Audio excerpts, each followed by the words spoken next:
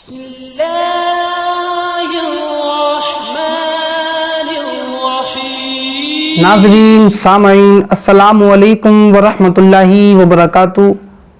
دوستو، برکاتی برودرس میں آپ سبھی کو خوش آمدید کہتا ہوں۔ سامعین، میں سمجھتا ہوں آپ سبھی خیر و عافیت سے ہوں گے۔ دوستو، آج بات کرتے ہیں ہم کورونا وائرس کے بارے میں کہ یہ وائرس کیسے پھیلا اور سامعین اس وائرس سے ہم کس طرح بچ سکتے ہیں۔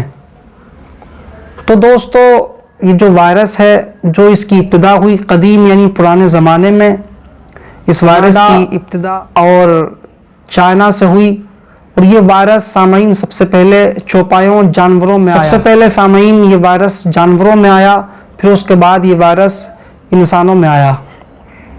سامعین، جو اس وائرس سے بیماری ہوتی ہے، ناظرین، جو اس وائرس سے ڈیسیز ہوتی ہے، جو بیماری ہوتی ہے، اس کا نام ہے سیویئر ایکیوٹ ریسپیریٹری سنڈروم، جس کو شارٹ میں سارس کہتے ہیں۔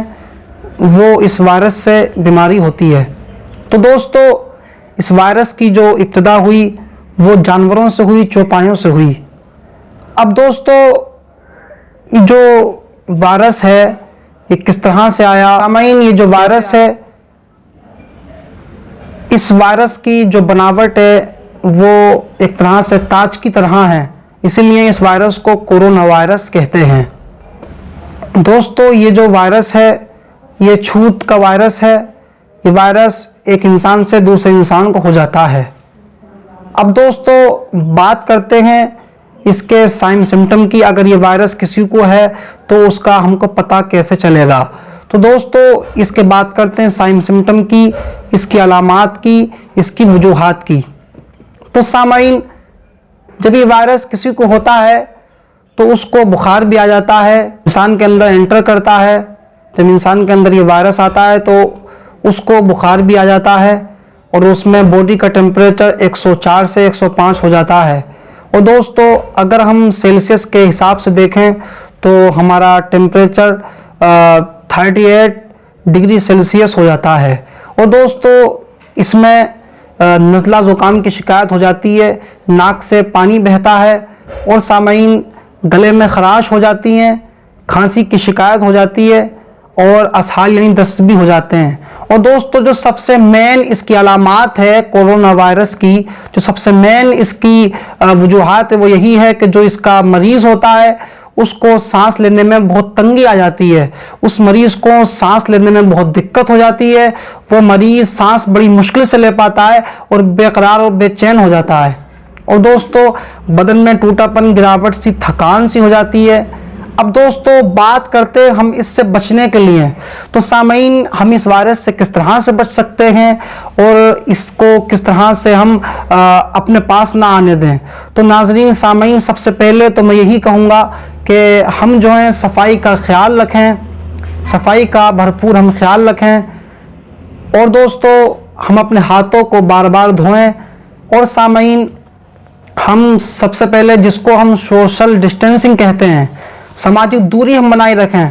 سوشل ڈسٹینسنگ یعنی سماجی دوری بنائے رکھیں، ہم اپنے گھروں کے اندر رہیں، اور اپنے منہ کو ہر وقت رومال یا کپڑے سے یا ماسک سے ہر وقت ڈھکے رہیں۔ اور دوستو، اپنے ہاتھوں کو دن میں کم سے کم 3 مرتبہ ہم گرم پانی کا استعمال کریں، اور اگر اس پانی میں سامعین ہم شہد اگر ڈالیں تو اور بہتر رہے گا۔ ایک دن میں 1 کپ پانی میں کم سے کم 5 ml ہم شہد ڈالیں اور اس کا استعمال کریں۔ اور دوستو، اگر ہم دن میں چائے بھی پئیں، کم سے کم صبح سے شام تک 2 مرتبہ ہم چائے کا استعمال کریں۔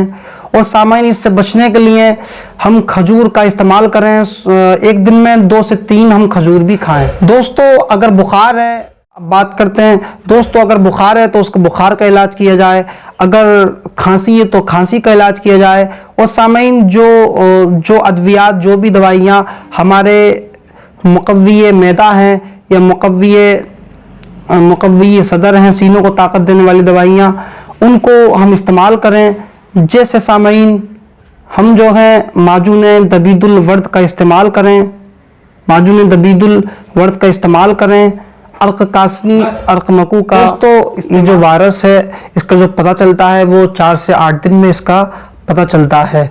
और दोस्तों जो दवाएं हमारे मुकव्वियात जिगर हैं या मुकव्वियात मैदा हैं उनका हम इस्तेमाल करें, जैसे सामीन माजून दबीदुल वर्द है उसका इस्तेमाल करें, और जवारिश ज़रूनी बनुस्खा कला का हम इस्तेमाल करें।